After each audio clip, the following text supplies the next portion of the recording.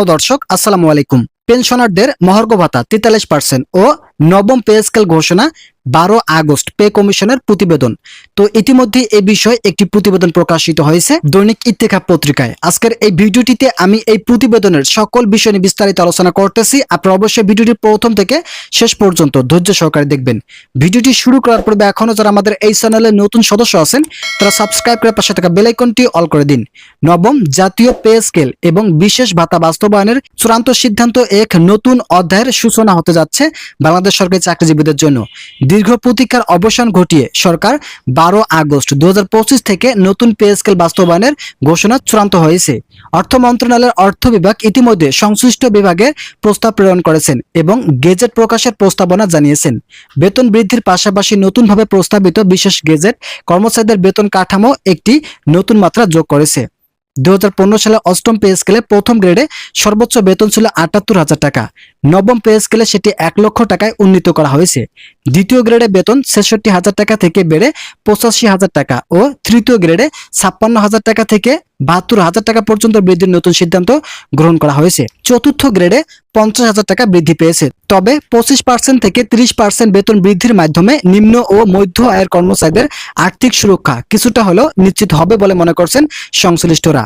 পঞ্চম গ্রেডে পরবর্তী গ্রেডগুলোর মধ্যে বেতন বাড়ানো হয়েছে ষষ্ঠ গ্রেডের ৩৫,০০০ টাকা থেকে ৪৮,০০০ টাকা এবং সপ্তম গ্রেডে ২৯,০০০ টাকা থেকে ৪১,০০০ টাকা। যারা অষ্টম গ্রেডে থাকবেন তাদের বেতন ২০১৫ সালের বেতন স্কেলে ২৩,০০০ টাকা থেকে ৩৪,০০০ টাকা বৃদ্ধির সিদ্ধান্ত গ্রহণ করা হয়েছে অর্থ মন্ত্রণালয়।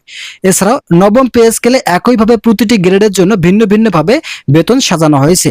ভিডিওটির এই মুহূর্ত পর্যন্ত এসো যারা এখনো আমাদের এই চ্যানেলের নতুন সদস্য রয়েছেন তারা অবশ্যই চ্যানেলটি সাবস্ক্রাইব করে পাশে থাকা বেল আইকনটি অল করে দিন, যাতে একজন সরকারি কর্মচারী স্বাচ্ছন্দ্যভাবে জীবনযাপন করতে পারে। সেজন্য এই সিদ্ধান্ত গ্রহণ করা হয়েছে। নতুন এই কাঠামোর সঙ্গে যুক্ত হয়েছে একটি বিশেষ ভাতা যা মূলত মহার্ঘ ভাতা হিসেবে পরিচিত। এই বিশেষ ভাতা প্রথম থেকে নবম গ্রেড পর্যন্ত কর্মচারীদের মূল বেতনের 10% এবং দশম থেকে 20তম গ্রেডের জন্য 15% নির্ধারণ করা হয়েছে।